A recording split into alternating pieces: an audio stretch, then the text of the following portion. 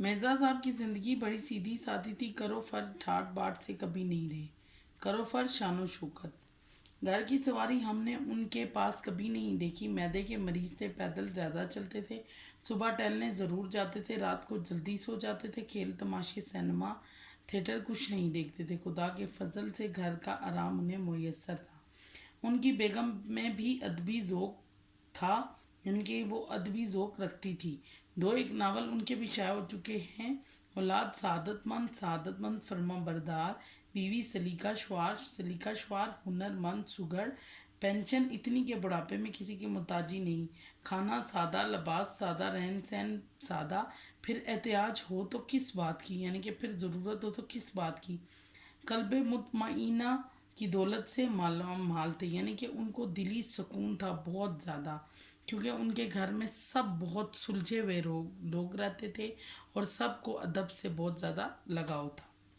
Radio Pakistan Karachi سے 12 سال پہلے ایک پروگرام دانش کدہ شروع کیا گیا تھا، جس میں 4 دانشور بلائے جاتے تھے اور سننے والوں کے سوالوں کے جواب فی البدیہہ فوراً دیا کرتے تھے۔ میں میرے سوالات کی خدمت انجام دیتا تھا، یعنی کہ مصنف اپنے بارے میں بتا رہا ہے کہ میں ان سوال ناموں کا انچارج تھا۔ میں نے سوچا کہ مرزا صاحب اگر اس پروگرام میں شرکت فرمانا منظور کر لیں تو اس پروگرام کو 4 چاند لگ جائیں۔ چنانچہ میں مرزا صاحب کی خدمت میں حاضر ہوا، یعنی کہ مصنف کہہ رہے ہیں کہ میرا دل تھا کہ میرے اس پروگرام میں مرزا محمد سعید بھی شامل ہوں، اس لیے میں ان کی طرف چلا گیا اور انہیں منانے لگا۔ عرض مدعا سن کر متبسم ہوئے، مسکرائے۔ عرض مدعا درخواست، وہ میری درخواست سن کر مسکرائے اور پھر مجھے یہ جواب دیا، آدمی شہرت کے لیے کوئی کام کرتا ہے یا دولت کے لیے؟ یا تو لوگ جو ہے وہ شہرت کے لیے کام کرتے ہیں یا دولت کے لیے۔ مجھے نہ اس کی ضرورت ہے نہ اس کی، میں نے قدری کر لی، پوری کوشش کر لی کہ میں ان کو کسی طریقے سے راضی کر سکوں، مگر مرزا صاحب ٹس سے مس نہ ہوئے۔ مرزا صاحب بہت قاعدے کرینے کے آدمی تھے، قاعدے کرینے یعنی کہ اصول اور طریقے کے آدمی تھے، سلیقے والے آدمی تھے، یعنی کہ جو بات کہہ دیتے تھے اس سے کبھی پھرتے نہیں تھے، ان کی بات حتمی ہوتی تھی اور اس کے بعد وہ فیصلہ بھی کبھی بھی اپنا بدلاتے نہیں تھے، جو کہہ دیتے اس سے نہ پھرتے۔ قیام پاکستان سے پہلے جب مسلم لیگ نے زور پکڑا تو مرزا صاحب نے سیاست میں بھی حصہ لینا شروع کر دیا اور صوبائی مسلم لیگ کے صدر منتخب ہوئے اور مسلم لیگ کونسل کے ممبر بھی چنے گئے۔ کراچی یونیورسٹی قائم ہوئی تو اس کے مشیر مشورہ دینے والے مقرر ہوئے، اور جب پاکستانی ادیبوں کا گلڈ 1959 یعنی کہ ہم پیشہ لوگوں کا ایک گلڈ بنایا گیا تو مرزا صاحب ہی نے اس کے پہلے اجلاس کی صدارت فرمائی۔ اب اگلے پیراگراف میں مرزا محمد سعید کے جسامت کے بارے میں بتا رہا ہے کہ وہ دکھنے میں کیسے تھے۔ مرزا صاحب بظاہر علیل نہیں معلوم ہوتے تھے، علیل بیمار نہیں لگتے تھے۔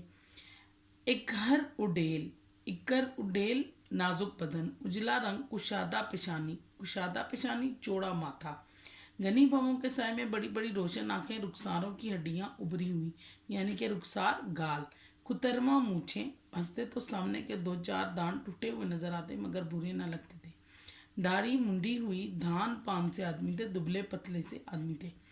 30 میں یعنی کہ مصنف اپنا بتا رہے ہیں کہ جب میں نے 1930 میں انہیں پہلی دفعہ دیکھا وہ کم از کم 44-45 سال کے ہوں گے، لیکن جب 1962 میں جب وہ 76 سال کے تھے تب بھی وہ ویسے کے ویسے ہی تھے، یعنی کہ وہ کہہ رہے ہیں 1930 میں جب میں نے پہلی دفعہ دیکھا اور پھر اس کے بعد میں نے 1962 میں دیکھا جب وہ 76 سال کے ہو چکے تھے تب بھی وہ ویسے کے ویسے ہی تھے، شاید وہ اپنا خیال بہت زیادہ رکھتے تھے۔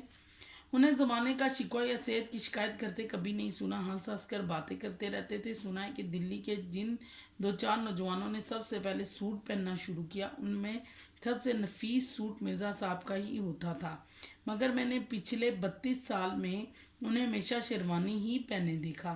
انگریزی ان کا اوڑھنا بچھونا، مگر روب گھانٹنے کے لیے کبھی انگریزی میں بات نہیں کرتے تھے، یعنی کہ انگریزی بولنا ان کی عادت تھی، کہ وہ انگریزی میں بات کیا کرتے تھے، لیکن وہ کسی پر روب جھاڑنے کے لیے ایسا نہیں کرتے تھے۔ بلکہ وہ ان کی عادت تھی اور انہیں انگریزی بولنے کا شوق تھا، بلکہ ان کی گفتگو میں انگریزی کے الفاظ بالکل نہیں آنے پاتے تھے۔ 40 سال کی عمر کے بعد ہی ان کے دونوں ہاتھوں میں رشا، رشا ایک بیماری کا نام ہے جس میں آپ کپ کپانے لگتے، پوری باڈی آپ کی کپ کپا رہی تھی، اس لیے لکھنے میں انہیں زحمت ہوتی تھی۔ خوش اخلاق اور خوش مزاج آدمی تھے، مگر زیادہ دوست بنانے کے قائل نہیں تھے۔ آپ بھلے اور اپنا گھر بھلا، بہت زیادہ دوست بنانا پسند نہیں کرتے تھے، بس زیادہ تر گھر میں ہی رہنا پسند کرتے تھے۔ کہتے تھے بس انسان خود اور اس کے گھر والے ہوں۔ موت برحق ہے، مرنا سب کو ہے، مگر مرنے میں فرق ہوتا ہے۔ مرزا صاحب نے خاصی عمر پائی، مگر ان کی وفات کا صدمہ اس لیے زیادہ کہ ایسے قابل، ایسے شریف اور ایسے وزادار مہذب لوگ زمانہ اب پیدا نہیں کرے گا۔ افسوس کہ پروفیسر مرزا محمد سعید اب وہاں ہیں جہاں ہماری نیک آرزوئیں رہتی ہیں، یہ نیک آرزوئیں رہتی ہیں، ہماری اچھی خواہشات رہتی ہیں۔ ایسی جامعہ العلوم ہستی، جامعہ العلوم وہ ہستی جو بہت سے علم میں ماہر ہو۔ ان ہستی سے محروم ہونے کا ہمیں جتنا بھی غم ہو کم ہے۔ اب کہاں لوگ اس طبیعت کے،